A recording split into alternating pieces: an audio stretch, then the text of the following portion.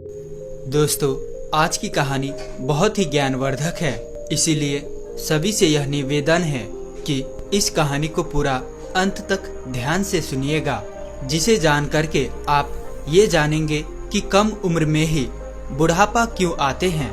जैसे कि दोस्तों, सभी लोग जानते थे कि महात्मा बुद्ध एक राजा थे, लेकिन उन्होंने सब कुछ त्याग के एक सन्यासी का रूप ले लिया। तो इसीलिए उन्हें सब पता है कि हमें क्या खाना चाहिए, हमें कैसी दिनचर्या अपनाना चाहिए। तो दोस्तों, आज हम महात्मा बुद्ध के वो 12 महत्वपूर्ण नियम, यानी कि एक और से कह लो कि हम उनके पूरे जीवन के सार हम जानने वाले हैं। दोस्तों, इसीलिए सभी से निवेदन है, सभी से गुजारिश है कि पूरी कहानी को ध्यान से जरूर सुने और उस 12 बातों को सुन करके अपने जीवन में उतार लीजिए। मैं आपको गारंटी देता हूँ कि आपको कभी बीमारी नहीं होगी और आपको कोई बुढ़ापा छू ही नहीं पाएगा। दोस्तों, इसे हम समझते हैं एक कहानी के माध्यम से। एक बार की बात है, एक राज्य में वीरसेन नाम का एक राजा था। राजा बहुत ही दयालु, बहुत दयावान और एक न्यायप्रिय राजा था। उनके 2 रानियां थी। उनके दोनों रानियां अति सुंदर, वो भी रानियां उस राजा के स्वभाव पर गई थी। वह रानियां भी बहुत ही धार्मिक प्रवृत्ति की थी। तो राजा इतने न्यायप्रिय राजा थे कि उनके प्रजा कभी दुख के सामना ही नहीं करते थे, क्योंकि राजा ने अपने मंत्रिमंडल में 9 ऐसे मंत्रियों का गठन किया था कि जिनके जिम्मे में हर एक डिपार्टमेंट बांटा गया था। तुम प्रजा का खान पान का ध्यान रखोगे, सबके मतलब अलग अलग काम बांटे गए थे। तुम्हें ये कार्य करना है, और इतना उनका सत्य हिदायत था। कोई भी अपने काम में लापरवाही पाने पर उसे मृत्यु दंड दिया जाएगा। इसलिए उनकी जो समूह में, जो उनकी मंत्रिमंडल में जो मंत्री थे, वो बहुत ईमानदारी से काम करते थे। और राजा जो है, कभी भी उसे जब न्याय करना होता था सभा में उनके साथ, तो कभी भी वो अपने न्याय नहीं करता था। वो किसी के साथ एक पक्षी न्याय नहीं करता था। वो दोनों पक्ष के एक एक पॉइंट को समझते थे। दोनों के विषयों पर, मुद्दों पर ध्यान देकर वो सही और निष्पक्ष फैसले सुनाते थे। इस तरह से राजा के प्रजा के जो राज्य थे, उसमें सब प्रजा सुखी थे। अब राजा का एक नियम यह भी था कि हर हफ्ते एक सभा लगेगी। पूरे राज्य के जितने लोगों थे, उनकी एक सभा बुलाई जाती थी। किसके घर कितने अनाज हो रहा है, किसके घर खाने को नहीं है, उसे अनाज दिया जाता था। ऐसी एक प्रकार की व्यवस्था थी। तो उनके जो सभी जो है प्रजा थे, वो एकदम सुख जीवन में चल रही थी।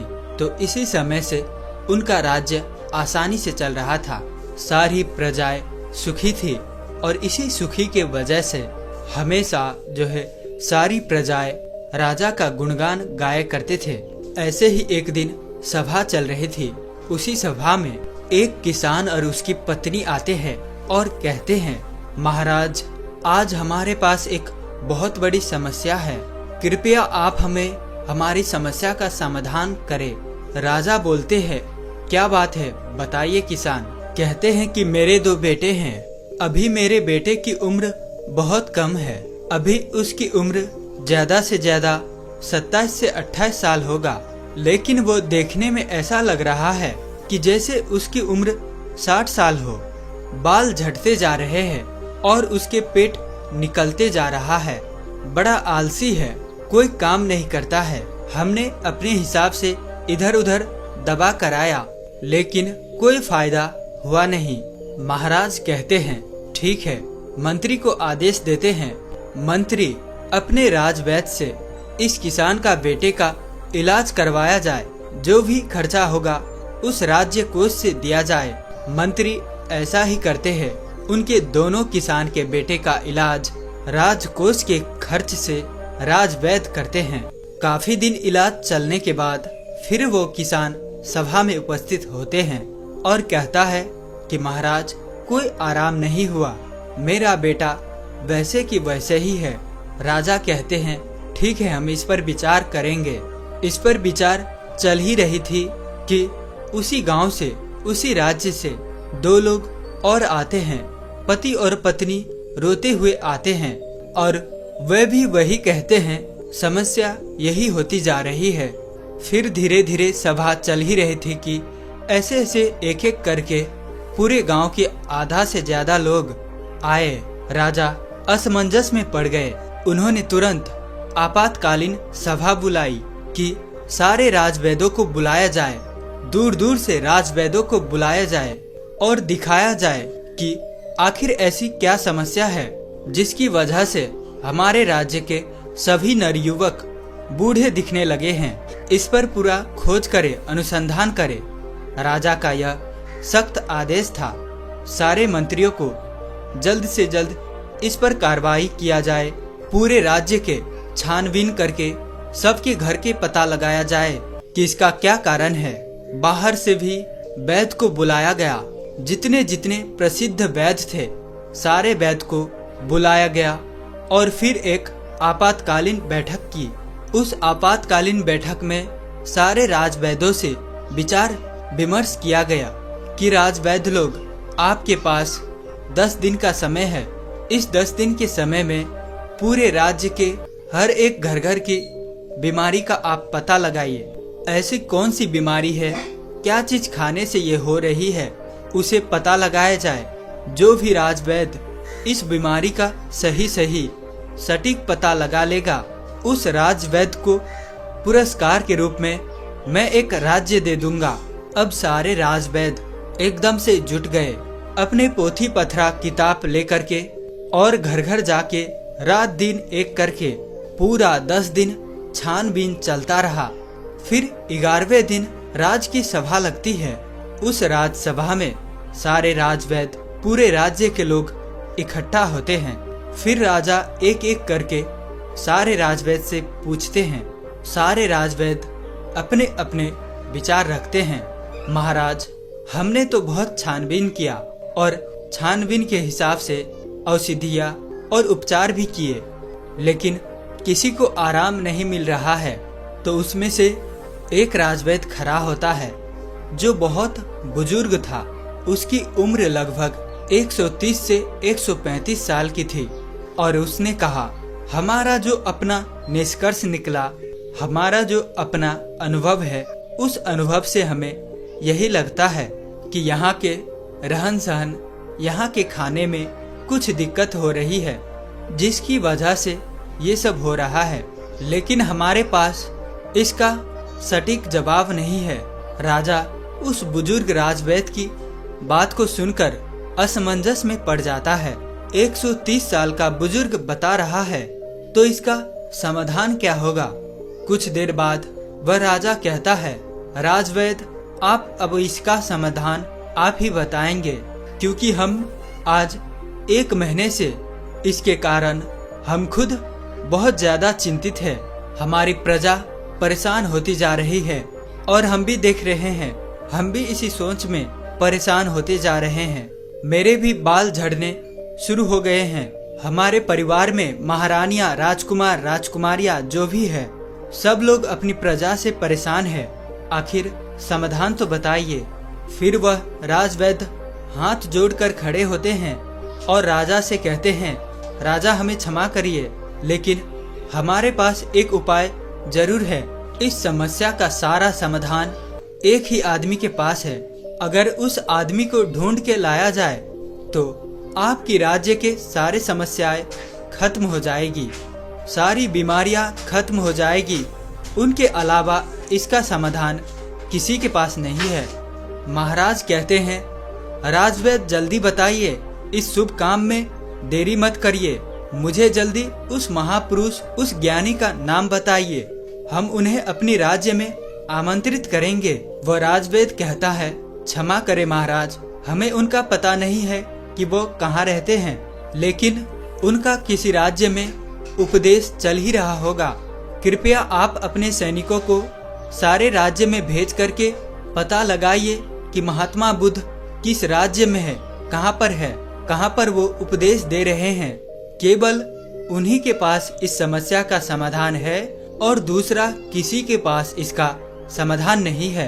राजा ये बात जैसे सुनते हैं राजवैद्य के मुंह से, अपने जो वो 9 उनके मंत्री थे, जो सबसे काबिल मंत्री थे, उन्होंने उनको आदेश दिया कि जल्दी से जल्दी महात्मा बुद्ध का पता लगाया जाए और उन्हें आदर सम्मान के साथ अपने राज्य में लाया जाए।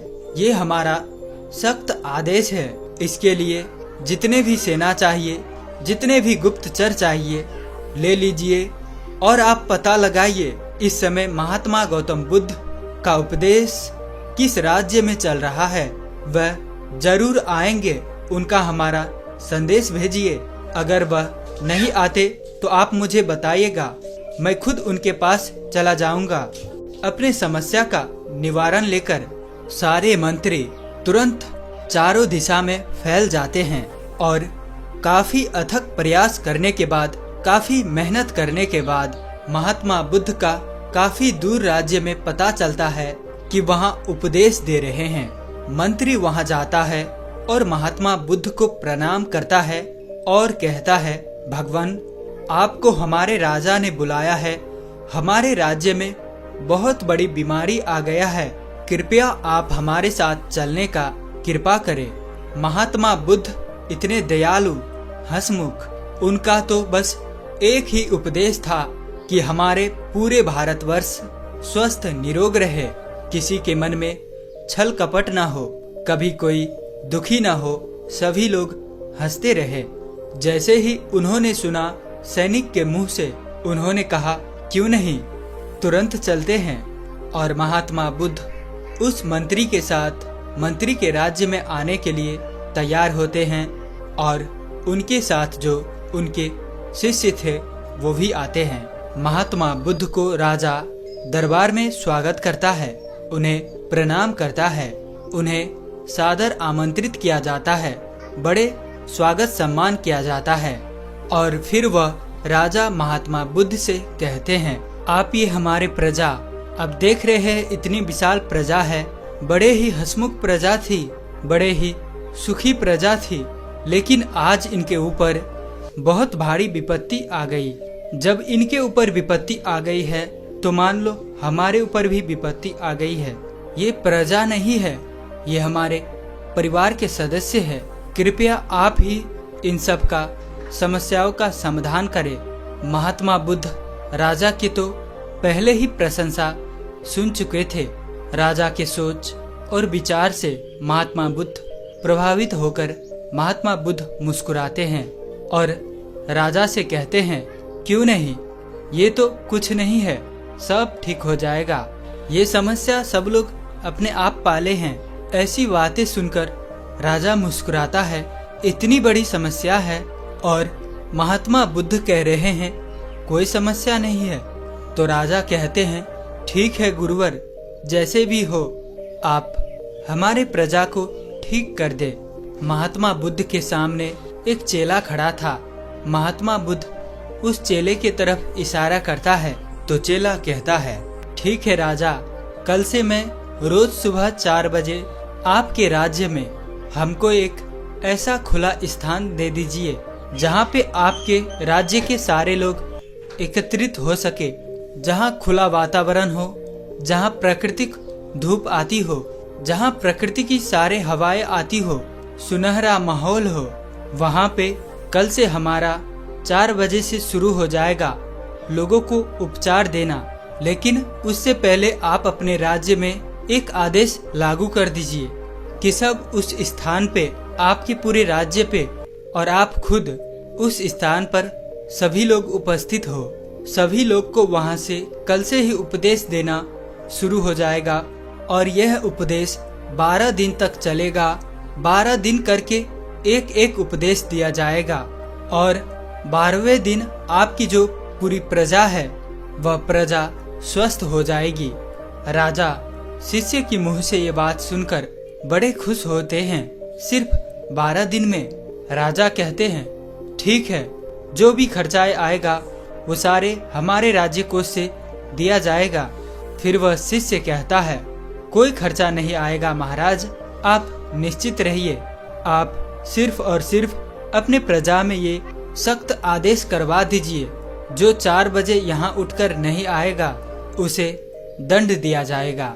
राजा ने ये आदेश लागू कर दिया और कहा कल सुबह सबको वहाँ आना है। राजा ने एक बहुत बढ़िया सा स्थान निर्धारित किया और कहा कि कल पूरी प्रजा उसी स्थान पर आएगी, हम भी आएंगे और वहाँ पर महात्मा बुद्ध की विचार को सुनेंगे और जैसे महात्मा बुद्ध कहेंगे हम उसके पालन करेंगे और हमारे सारे गुप्तचर सबके घरों पर निगरानी रखेंगे। जो भी उपदेश का पालन नहीं करेगा उसे सभा में दंडित किया जाएगा। ये सारी बातें घोषित करने के बाद पूरी प्रजा महाराजा को प्रणाम करती है और कहते हैं नहीं महाराज, हम सभी लोग वहाँ पर उपस्थित होंगे। महात्मा बुद्ध को सभी लोग प्रणाम करके वहाँ से चले जाते हैं। उस दिन की सभा वहीं पर स्थगित होती है। फिर अगले दिन कल से महात्मा बुद्ध के प्रवचन शुरू होने वाला था। उसमें वो उपदेश देने वाले थे। कल पहला उपदेश था तो वहाँ पे सबको 4 बजे आना था। महात्मा बुद्ध वहाँ पे 4 बजे पहुँच जाते हैं और उस राज्य के सारे लोग 4 बजे पहुँच जाते हैं। फिर वहाँ पे महात्मा बुद्ध पहला उपदेश बताते हैं। वो पूरी राज्य को संबोधित करते हैं और अपने शिष्यों को इशारा करते हैं कि लोगों को बताओ। उनका शिष्य खड़ा होता है अपने स्थान से और कहता है कल से पूरे राज्य के लोग 4 बजे उठेंगे। सुबह 4 बजे 4 बजे जो होता है वो ब्रह्म मुहूर्त होता है। इसी 4 बजे सबको उठना है। सब उठने के बाद 2 से 3 गिलास गुनगुना पानी करना है और सबको बैठ के अलथी पलथी मार के जो गुनगुना पानी है वो मिट्टी के बर्तन में पीना है। मिट्टी के बर्तन से पानी सीप सीप करके पीना है। इसी को जो अनुसरण नहीं करेगा वो आराम नहीं होगा। महात्मा बुद्ध का पहला उपदेश था। इस पहला उपदेश को पालन करेगा और उसके बाद कल दूसरा उपदेश दिया जाएगा। कल ये उपदेश का सब पालन करके आएंगे। सभा वहीं समाप्त होती है। फिर अगले दिन सभी लोग समय से उपस्थित होकर वहां आ जाते हैं। सब लोगों से फिर महात्मा बुद्ध के शिष्य पूछता है क्या हुआ, कितने लोग पालन किए। सब लोगों ने हाथ उठाया और सभी ने कहा कि हमने इसका पालन किया और आज हमें बहुत आराम मिला। हमारा पेट एकदम सही से साफ हुआ, शरीर एकदम हल्की फुल्की लग रही है, एकदम हम स्वस्थ लग रहे हैं। तो फिर महात्मा बुद्ध का शिष्य कहता है अब दूसरा उपदेश जो करना है, सबको टहलने चलना है। यानी कि आज के जमाने में कहे तो सबको मॉर्निंग वॉक करना है। अपने अपने उम्र के हिसाब से सबको चलना है और चलना कितना है, 2 से 3 किलोमीटर। सबको 2 से 3 किलोमीटर चलना है। उसमें जो बच्चे हैं, नौजवान है, वो दौड़ेंगे और जो सामान्य लोग हैं जो 40 से 50 के उम्र के हैं वो तेज चलेंगे और चाल जो होगी 1 सेकेंड में 1 कदम और 1 मिनट में 60 कदम तेज चलना है। और जो दौड़ सके वो दौड़ेंगे। बहुत तेज नहीं दौड़ना है, सब अपने क्षमता के अनुसार 2 से 3 किलोमीटर, ज्यादा होगा पर कम नहीं। इसी हिसाब से सुबह चलना है, मॉर्निंग वॉक करना है। ये दूसरे दिन का उपदेश था। अगले दिन फिर से सभा शुरुआत होती है। फिर से लोग सभा में आते हैं तो सबसे पहले बुद्ध के शिष्य पूछता है कि 2 दिन का नियम सबने पालन किया। सब लोग हाँ में हाथ उठाते हैं। शिष्य पूछता है कैसे आप लोगों को लग रहा है। सब लोग कहते हैं बहुत अच्छा लग रहा है, ऐसे लग रहा है कि हमको कोई बीमारी ही नहीं है। फिर शिष्य कहते हैं अब सब लोग योगा करें। योगा प्राणायाम अपने हिसाब से सब लोग करें।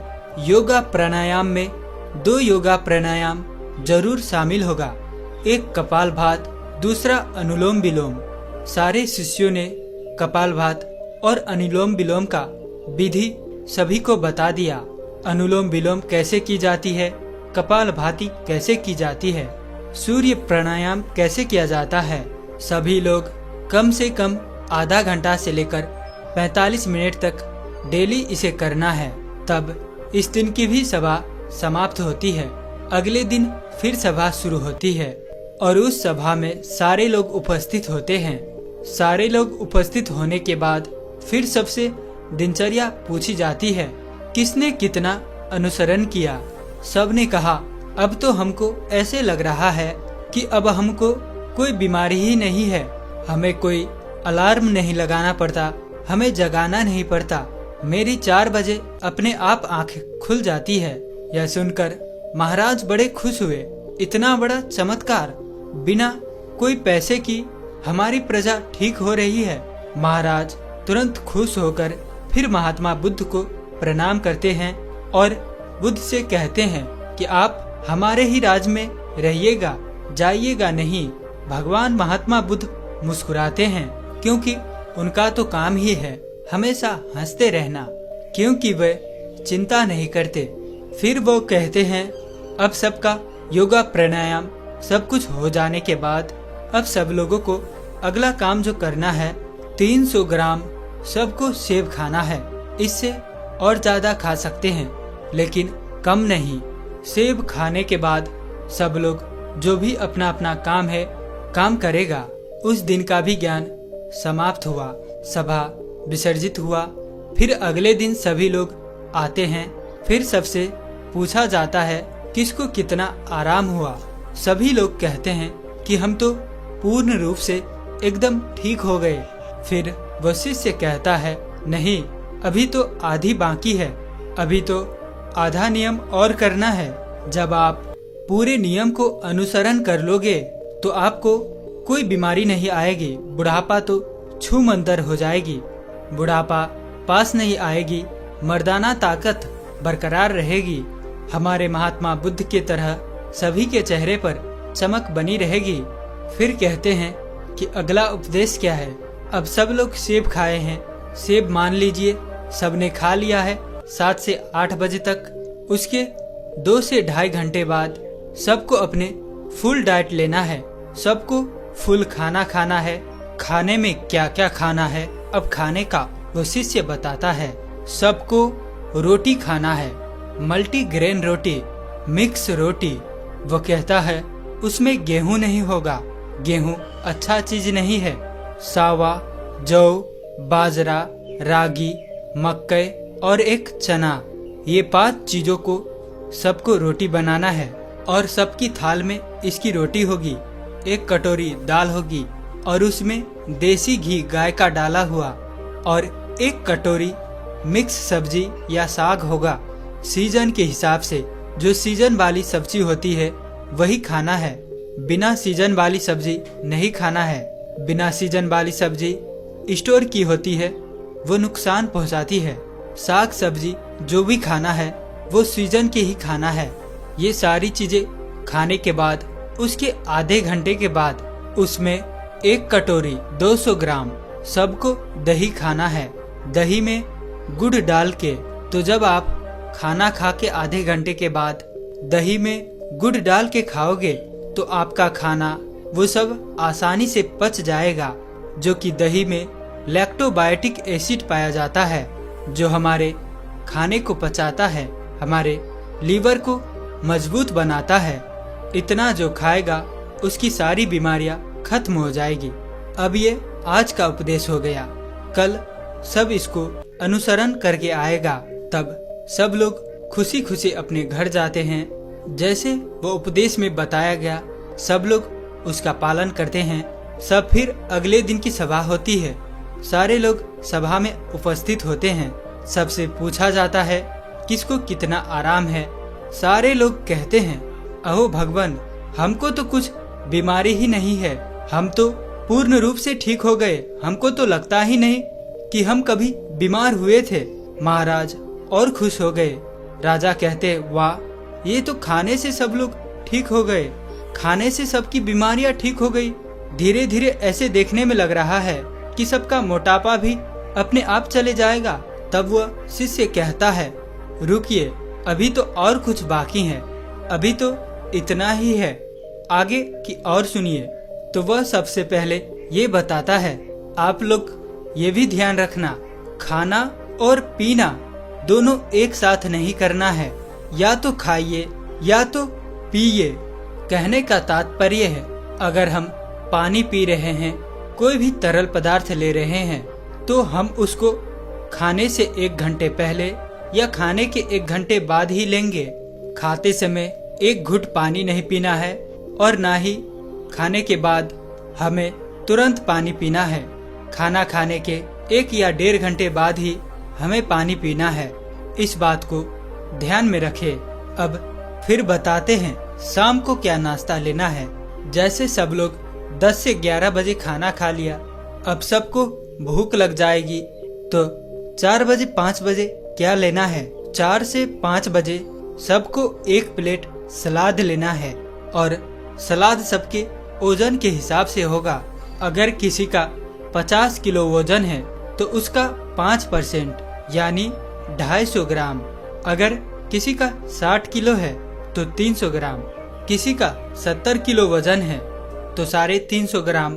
किसी का 80 किलो वजन है तो 400 ग्राम सलाद लेना है। उस सलाद में क्या क्या होगा? सलाद में होगी गाजर, चुकंदर, मूली, टमाटर और उसमें 1 टुकड़ा होगा अदरक का, 3 से 4 लहसुन की कलियां होंगी और उसको स्वाद के लिए आपको छिड़कना है। तो उसमें आप काला नमक डाल सकते हैं और जीरा, भुना हुआ जीरा भी डाल सकते हैं। सलाद लेने के पहले भी कुछ खाना पीना नहीं, जैसे पहले की बता दिया है। इसे फॉलो करें और अगले दिन आए तो उस दिन की सभा समाप्त होती है। सब लोग अपने घर जाते हैं और जैसे तैसे वो नियम बताए गए थे सब लोग उनका पालन करते हैं। फिर जब वो अगले दिन सभा में आता है तो उनसे पूछा जाता है, आप लोगों को कैसे लग रहा है, आपकी शरीर कैसे लग रहा है। सब लोगों के चेहरे पर मुस्कान और सबके चेहरा जैसे एक तेज की तरह चमक रहा था। ऐसे लग रहा था कि मानो इनकी ढलती उम्र थम सी गई है, इतना एहसास हो रहा था। फिर राजा बड़े खुश होते हैं। प्रजा खुशी खुशी से सब उत्तर दे दिए। फिर वह राजा महात्मा बुद्ध के चरणों में जाकर प्रणाम करते हैं। वह कहता है, धन्य है भगवान, आपने तो सबको खाने से ठीक कर दिया। तो वो शिष्य कहता है, महाराज रुकिए, अभी तो और सारे उपदेश बाकी है। अभी जब मैं पूरा उपदेश बता दूंगा तो हमारे भगवान की तरह कोई बीमारी नहीं होगा, कभी किसी को बुढ़ापा ही नहीं आएगा। राजा कहते हैं, जल्दी बताइए गुरुवर, जल्दी बताइए, हमसे सारी चीजें सुनने को बड़ी इच्छा है। मन में भी मैं अपने आप को ऐसा महसूस कर रहा हूँ कि जैसे मुझे कोई बीमारी नहीं है। मैं अभी 16 साल का हूँ। फिर बताते हैं अब रात को क्या करना है। सबका खाना जो रात का है, सूर्य डूबने से पहले सब लोग खाना खा लेना है, क्योंकि जब सूर्य ढलने लगता है हमारे पेट पर जब सूर्य की रोशनी पड़ता है, हमारा जो जठरा अग्नि है, हमारा अग्नाशय, वो ज्यादा काम करता है। जब धीरे धीरे सूर्य की रोशनी झड़ने लगती है, कम होने लगता है, तो जठर अग्नि काम करना बंद कर देती है। इसीलिए ऋषि मुनि लोग सूर्य डूबने से 1 घंटे पहले खाना खा लेते थे। तो इसके 2 फायदे हैं। जब आप सूर्य डूबने के पहले खाना खा लेंगे तो आपका सारा खाना पच जाएगा, और जब आप सोने जाएंगे तो 3 से 4 घंटा में आपका खाना पूर्ण रूप से अच्छी तरह से पच जाएगा। इसके फायदे, एक तो आपकी नींद बढ़िया आएगी। अगर आप लेट खाना खाते हैं, अपने जीवन को बिगाड़ लेते हैं, तो उसमें क्या होता है, आपको जल्दी नींद नहीं आएगी, आपके पेट में अच्छे से खाना डाइजेस्ट नहीं होगी, पचेगा नहीं। इससे आपको गैस एसिडिटी बनेगी। इसीलिए आपको सूर्योदय से 1 घंटे पहले रात की खाना खा लेना है। और खाने में क्या क्या लेना है, वही मल्टीग्रेन रोटी और साग सब्जी सीजन के हिसाब से, बस 2 चीजें। और खाना कितना खाना है, नाम मात्र, यानी कि हल्का खाना खाना है जिससे लगे कि आपने खाना नहीं खाया है। फिर उसके 1 घंटे के बाद आपको 1 गिलास दूध पीना है। उसमें 3 ग्राम हल्दी डाल देना है। हल्दी शुद्ध घर की होना चाहिए, बाजार के नहीं। उसे उबालकर फिर ठंडा हो जाए फिर आपको पीना है। हल्दी वाला दूध आपकी सारी बीमारियों को नाश कर देगा। ये इतनी शक्तिशाली होती है। अब सब इसको पालन करेंगे और उसको फॉलो करने के बाद दूध पीने के तुरंत बाद सोने नहीं चला जाना है। दूध पी के 1-2 घंटे के बाद सोने चला जाना है और आपको रात्रि के 10 बजे तक में सोने चला जाना है। जब आप 10 बजे सो जाएंगे आपको फर्स्ट क्लास नींद आएगी। आपके सारे खाने डाइजेस्ट हो गए। जब आपको अच्छी नींद आएगी तो 4 बजे सुबह अपने आप आपकी आंखें खुल जाएगी। आपको कोई टेंशन नहीं रहेगा, कोई बीमारी नहीं लगेगी। आखिरी में शिष्य कहता है, ध्यान से सुनिएगा, सबको वर्तमान में जीना है, सबको बच्चे की जिंदगी जीना है। जैसे जो छोटे बच्चे होता है उन्हें कोई टेंशन नहीं होता है। मेरे मम्मी का पड़ोसी से झगड़ा हो रहा है, पड़ोसी का पापा से झगड़ा हो रहा है, उसे कोई मतलब नहीं।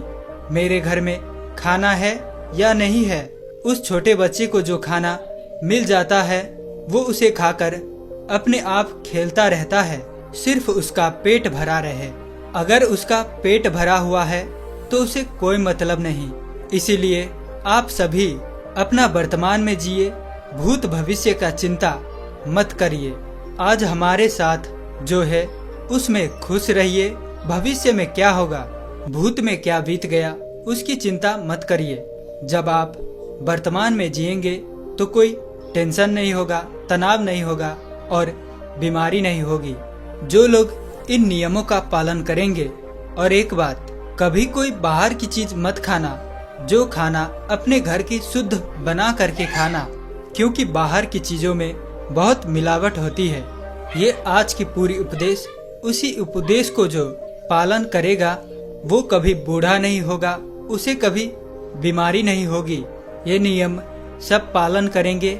फिर 1 महीने बाद यहीं पर एक सभा लगेगी, सब इसी सभा में उपस्थित होंगे। समय बीत गया, 1 महीना फिर हुआ। 1 महीने बाद महात्मा बुद्ध महाराज के पास पहुंचते हैं, उनके दरबार में पहुंचते हैं। महाराज दौड़ करके उनके स्वागत सत्कार से सम्मान करते हैं और कहते हैं, आइए गुरुवर आइए, ये तो राज्य आपका है। महात्मा बुद्ध मुस्कुराते हैं, बताइए राजन, आप लोग कैसे हैं, आपका प्रजा लोग कैसे हैं। राजन कहते हैं, अहो भगवान, आपने जो उपदेश दिया है, हमारी पूरी प्रजा ऐसे देखने में लग रही है जो 60 साल के थे लग रहे 15-20 साल के हो गए। सबकी ढलती हुई उम्र रुक गई है, सब लोग हृष्ट पुष्ट है। हमारे राजवैद्य लोग तो बैठ के आराम कर रहे हैं, उन्हें तो कोई दवा की जरूरत ही नहीं है। सब लोग अपने आप तंदुरुस्त है, हमारी प्रजा बड़ी खुश है। मैं यही चाहता हूँ कि कल हमारे प्रजा आपकी दर्शन करना चाहती है। कल सभी को सभा में बुलाता हूँ, कल के लिए आप कृपया करके रुक जाइए।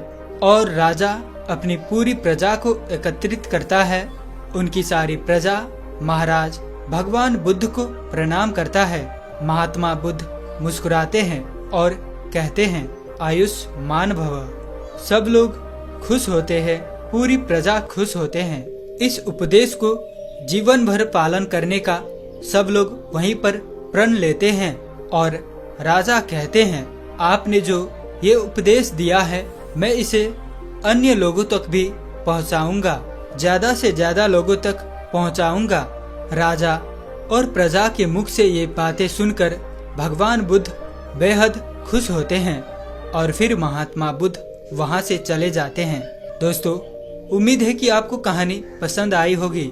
आखिर तक कहानी में बने रहने के लिए मैं किशन शर्मा आप सभी का दिल से बहुत बहुत धन्यवाद करता हूँ। तो मिलते हैं ऐसी किसी और नई वीडियो में, तब तक के लिए अपना ख्याल रखें।